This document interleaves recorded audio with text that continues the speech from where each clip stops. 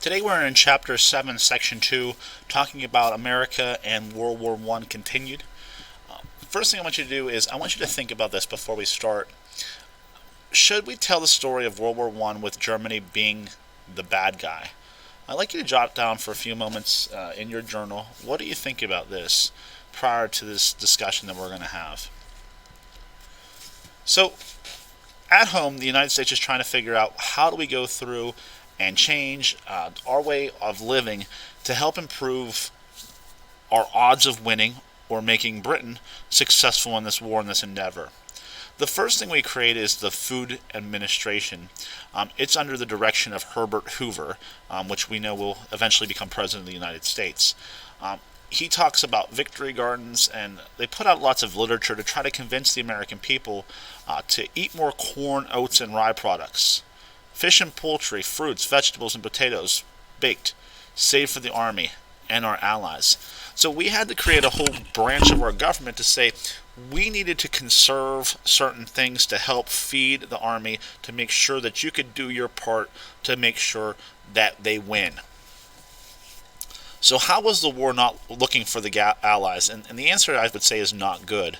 First thing is Russia is going to leave the war after its communist revolution of 1917. So Russia being a very large power, they're going to go through the Bolshevik Revolution, turning into a communist state.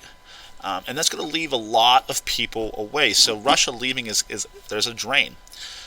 It's going to make it a one-front war for Germany and all of its troops so that they could concentrate on France. Again, not being attacked from both sides is going to be a benefit to the German military. So how is the United States going to help pay for this war? The first thing they were going to do is they were going to pay with Liberty bonds. And a Liberty bond was something that you could do as a loan to the government, and it's going to be repaid after maturation, which means that if you give the government money now, within a few years they'll be able to pay it back, plus some interest. How else do we pay for the war? Well, we pay with human lives, and what we do at this time is we start to draft young men to serve in the military. And what a draft is to select a person at random for mandatory military service, bringing them in, again, a large cost to the American people and the public in general. We see a lot of propaganda and posters convincing the American people that we need to be involved and fight. So this question says, how do you think this poster helped to convince the American people that the war was a good idea? Well, when we look at the war, it says, gee, I wish I were a man. I'd join the Navy. Be a man and do it. The United States Navy recruiting station. So this is the whole idea, trying to sexualize or say, if I were a man, to the women, I would join the Navy. Well, the average man would say, well, look, I need to be manly as can be, and I need to do my part, and maybe I'll be successful. We're going to look at a lot. We're going to examine some of the military propaganda, both from the United States and from Germany, looking at what was successful and what was not, and why was it used. We're also to try to convince the American people through the idea of idealism, which was the two goals of the war. Again, taking from President Wilson, the whole idea was this was the war to end all wars. Period.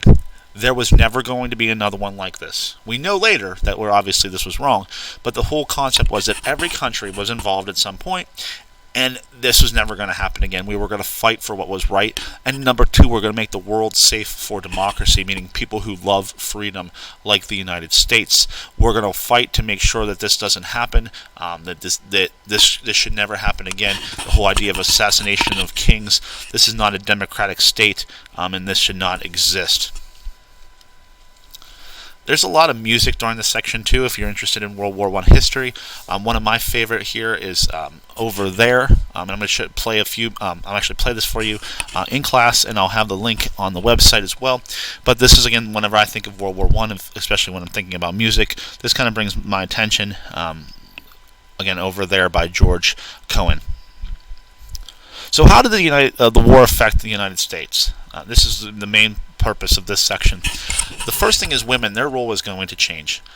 They're going to be filling factory jobs that the men used to do because, again, we need to continue to make equipment. If anything, we're going to be making more equipment than before. So these people had to fill in those jobs. So what they were asking for before with equality, this is going to be something that they're going to fight. And this could have helped, or may have helped, lead the 19th Amendment after the war, which again gave women the right to vote because women were willing to, you know, help do their part to make sure that the men win. So besides women, there was also another effect of the population, which was the African Americans. Black soldiers still served in segregated units. And this is going to, again, they're still going to fight for the American way, the American people, and the peace. Is this the whole idea of there should be some equality? There's also going to be a great migration of thousands, 300,000 to 500,000 of African Americans who are going to move to the north to work in factories. This is not always going to be pretty. This is not going to be hunky-dory because, once again, these men are going to come up there, take these jobs on. And when the soldiers come back, they're going to expect to have their jobs back, which is going to make these African Americans, in some case, homeless, jobless, and in a new area. Places are not there. It's going to lead to some race riots and a lot of angry feelings again because of this great migration. So what did the U.S. do to help? First thing they did was supplies. They provided food and money and fresh troops that were needed to win this war. So by starting to be involved whenever the Russians pulled out, we're going to have a new vacuum to fill, which is going to be the American soldier, and the American soldier is going to come in with the ability to help. We have two different things that we have to do to control the public opinion. The first thing, and these are two different vocabulary terms about controlling the public opinion, was socialists, and they believed that the industry should be publicly owned. This is that whole idea of the communism that you're going to see in Russia, but the whole idea, we still have people here in the United States who are pushing for these types of reforms. We also have pacifists, or people who opposed to the use of violence, meaning that they didn't want to be involved because they didn't think there was going to be any gain from it, and they wanted to really stay out of it because they opposed all forms of violence. So how did the war affect the United States? We enforced loyalty. And the first thing we see is we're going to see the hatred of all things German. So examples will be a Liberty cabbage. Everything that had a German name, and we will look at some examples of this in class, everything that had that German or that ethnic idea was kind of erased from the vocabulary of the American people. We were very much at home trying to push for liberty and patronage and nationalism at home in America. There's also going to be an Espionage Act of 1917 and a Sedition Act of 1918, which is going to publish those that were against the war. And that also includes many labor leaders. And in looking at this, a labor leader is going to be the people who were in charge of unions. And when we look at Russia, our fear was the labor unions, which were the ones who were really pushing this whole idea of this Bolshevik revolution that's happening in Russia. There was a giant fear that it could happen in the United States as well. So this whole concept of, will the United States be infiltrated by these people who are going to try to break us up from inside? We know that there were people who pushed those types of political agendas. However, our democracy is so much stronger in the United States that it didn't let that happen.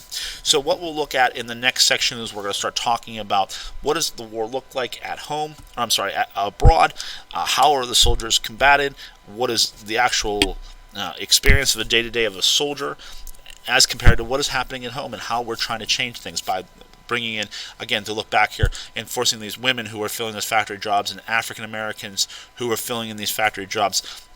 What is happening to the shape of our country? Again, progressivism from our last chapter stops because we need to focus on winning this war at all costs.